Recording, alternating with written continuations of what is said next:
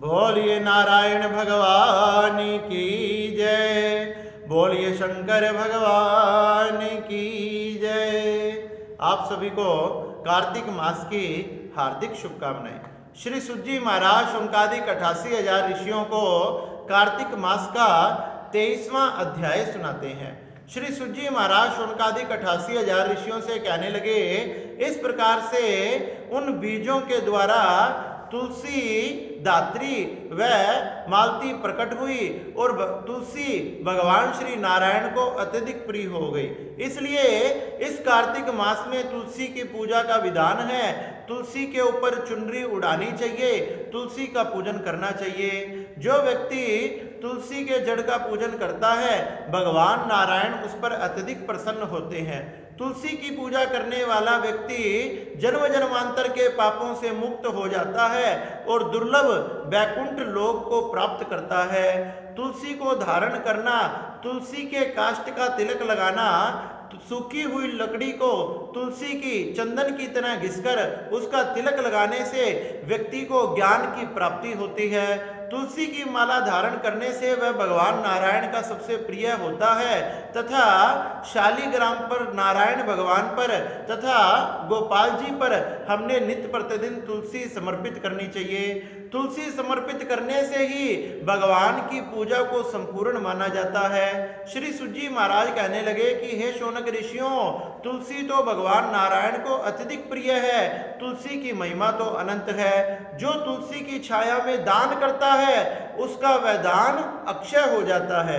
जो तुलसी की छाया में अपने प्राणों का त्याग करता है, उसने अपने जीवन में जन्म जन्मांतर में कितने भी पाप किए हों, लेकिन उसने नरक में नहीं जाना पड़ता, यमराज के दूत उसे नहीं दिखाई देते। जिसने तुलसी की माला को धारण कर रखा हो अपने कंठ में और उसके प्राण निकल जाए तो वो सीधा वैकुंठ को जाता है। तुलसी के धारण करके व्यक्ति जो अगर जल भी पीता है उसे गंगा जल पीने का फल प्राप्त होता है। तुलसी की माला पहनकर कोई भी व्यक्ति भोजन करता है तो उसे भगवान का प्रसाद खाने का फल प्राप्त होता है। तुलसी की जड़ में प्रयाग, गंगा आदि सब तीर्थ निवास करते हैं। बड़े से बड़े यज्ञ तथा व्रत आदि माँ तुलसी की जड़ों में निवास करते हैं। माँ तुलसी की पूजा करने से जन्म जन्मांतर के पुण्य हमारे अक्षय हो जाते हैं और भगवान नारायण हम पर अत्यंत कृपा करते हैं। कहने लगे, कार्तिक मास के द्वादशी के दिन तुलसी को नहीं तोड़ना चाहिए, आंवले के पत्ते को नहीं तोड़ना चाहिए। जो व्यक्ति कार्तिक मास की द्वादशी में तुलसी के पत्ते को, आंवले के पत्ते को तोड़ता है वह महारौरव आदि नरकों में जाता है तथा उसने यम की यातनाओं को सहन करना पड़ता है। इसलिए द्वादशी के दिन तुलसी को नहीं तोड़ा जाता। आंवले की छाया में जो व्यक्ति अपने पितरों के निमित्त दान आदि करता है, उसके पितर अगर किसी नरक यातना को भी भोग रहे हों तो उनकी भी मुक्ति हो जाती है। उन्हें भगवान नारायण के चरणों की वैकुंठ धाम की प्राप्ति होती है। इस प्रकार से तुलसी तथा आंवले की पूजा का विशेष महत्व है। जो व्यक्ति आंवले के चूर्ण से अपने शरीर पर लगाकर स्नान करता है उसे गंगा यमुना आदि स्नान का फल प्राप्त होता है। जो व्यक्ति जल में तुलसी को डालकर जल का ग्रहण करता है उसे गंगा जल का फल प्राप्त होता है।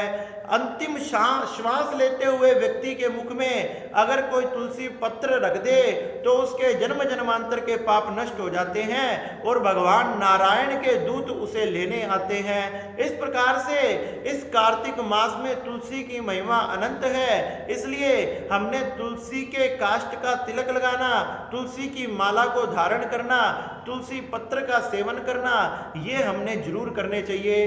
हे शौनक ऋषियों, जो इस प्रकार से तुलसी की, आंवले की पूजा करता है वह भगवान नारायण का बड़े प्रिय होता है और भगवान नारायण उसके वश में हो जाते हैं। इसलिए हमने भगवान नारायण पर तुलसी प्रतिदिन समर्पित करनी चाहिए और इस कार्तिक मास में तुलसी तथा आंवले की विशेष रूप से पूजा करनी चाहिए। जो व्यक्ति इनकी पूजा करता है वो समस्त सुखों को भोगता हुआ अंततः वैकुंठ को चला जाता है। इसलिए हे शौनक ऋषियों, इस कार्तिक मास में तुलसी की पूजा, तुलसी को धारण करना इनकी विशेष महिमा है। इसलिए सभी ने तुलसी का पूजन अवश्य करना चाहिए। इस प्रकार से श्री सुत जी महाराज ने शौनकादिक 88,000 ऋषियों को भगवान नारायण को प्रिय लगने वाली तुलसी माँ की महिमा को बड़ा ही सुंदर बताया।